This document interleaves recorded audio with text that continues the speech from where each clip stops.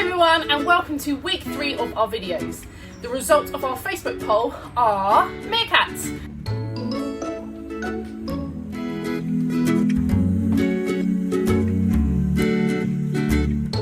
So this week we're going to be talking all about our meerkats. Now they're very interested in the camera, so please bear with us if they happen to knock it over. It's happened a few times already.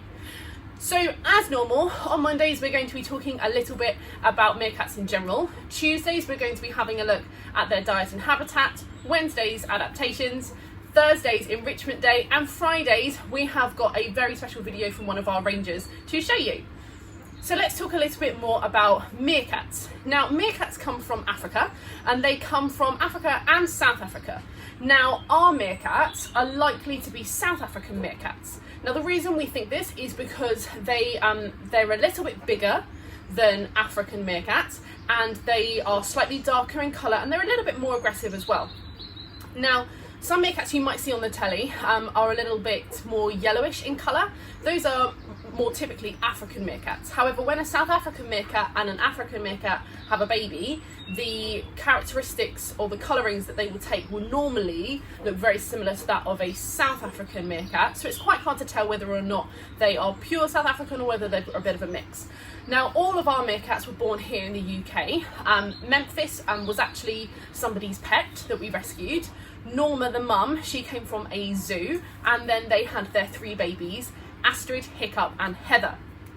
Now, as you may know, all of the animals here at the Ark Centre are named after something to do with film or TV. So Memphis is after the dad penguin from the film Happy Feet, and his wife is Norma, hence the name Norma. Then Hiccup, Astrid and Heather are named after How to Train Your Dragon characters, and they were actually named by one of the classes here at Greenvale Primary School. So that was a really nice naming for them, because we're big fans of How to Train Your Dragon. So as I mentioned, Memphis used to be somebody's pet. Now this is something that we definitely do not recommend. Meerkats are highly social animals, and their social structure is quite complex. So normally you have the mum who's at the top, and then the others all trickle down from there. So you have mum, dominant male, and then all the other babies and cousins, etc. if you have a large group.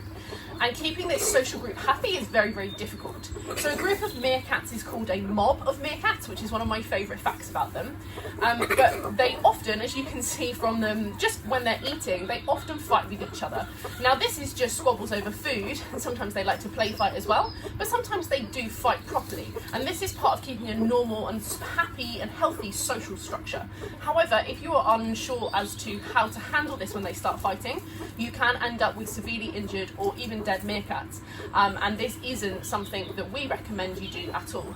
Meerkats do have to be kept in a group, so sometimes people like to keep them as a pet and keep one by themselves, and typically this animal then becomes a very, very angry or anxious animal, because they need a social group to be happy. They have to have a family.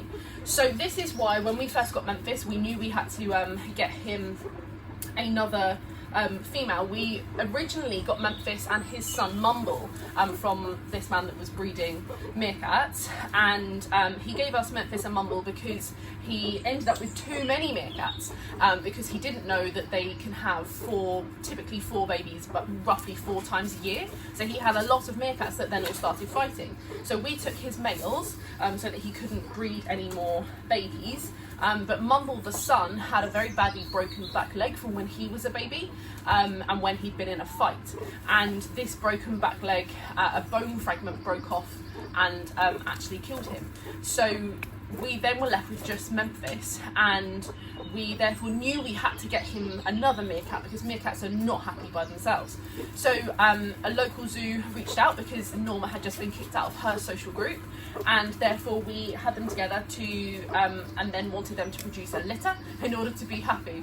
Now a very nosy Heather has just gone to have a look at the camera, so sorry for that wobble. So we wanted them to have a litter of babies, and then Memphis, who's here, he is actually, oh Memphis, that wasn't very elegant, was it? He has actually had a vasectomy since. So he still produces testosterone, and he's still quite manly in that sense, but he can't have any more children unless we decided to reverse this. And his son Hiccup has had a castration, so he won't ever be able to have children.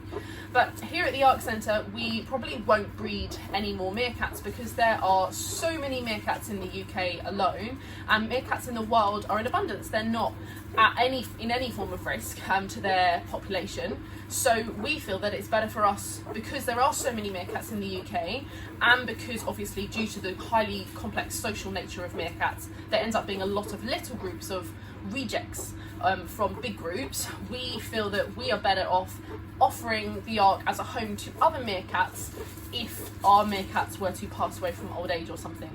So we won't realistically, hi Norma, be breeding again. So this is Norma, she's our mama.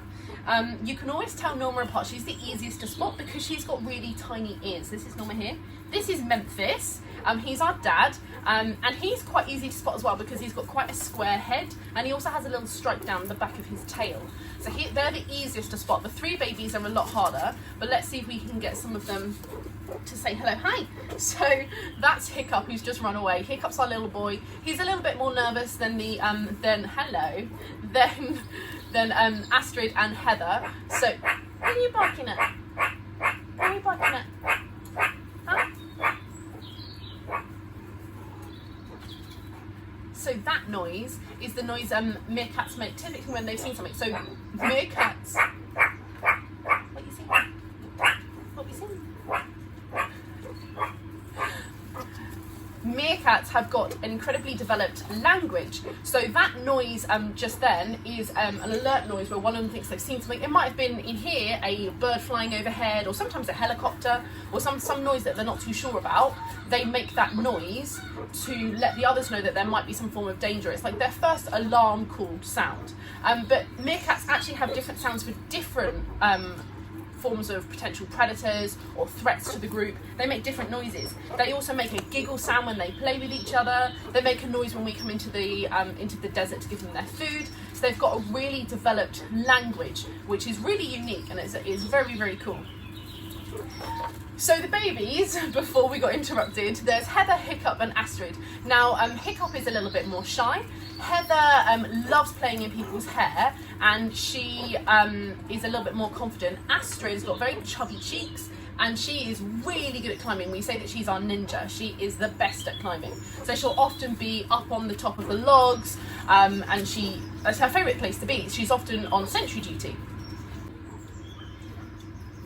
So a question we often get asked is, how friendly are your meerkats? Can I hold them? Now, we don't promote holding our meerkats at all. It's not something that we want to encourage. We like our meerkats to still have a degree of being a wild animal to them, whilst obviously they're in captivity, so they're not truly wild, and they are very friendly, naturally, and very nosy, as you can see. We don't hold them, pick them up, cuddle them, unless it's for a medical procedure, because we believe that they're so nosy and they love coming up and to say hello to you anyway. We would much rather our rangers experience that interaction where an animal has chosen to come and say hello to you and chosen to play with you or to sit in your lap and fall asleep, as opposed to, here, grab this animal, hold it. That's not something that we particularly want to promote. Some of our animals we do pick up and cuddle for social behaviour. For example, our baby guinea pigs, to make sure that they aren't scared, and that when a medical procedure does have to happen, that level of fear and anxiety is reduced, which obviously is better for them in a medical procedure setting. But with our lovely meerkats, as I say, they're so nosy anyway that we don't feel the need to pick them up. And we're using our training instead to make them willingly participate in, for example, weigh-ins, so they can go and stand on a scale, and also things like station training, where we're asking them to go and sit on a mat individually, so that we can easily give one of them or all of them specific medication if we need to, which is obviously very important for their healthcare. You can see bugs, can't you? Yes, you can. So we prefer to be as hands-off with our meerkats as we can be, while still obviously having them be very sociable and friendly, so that it's a safe environment to be in. So we're reaching the end of our video now. I hope that you have enjoyed learning a thing or two about meerkats. Tune in tomorrow to find out more about their diet and habitat. Thanks very much for watching, guys. Bye.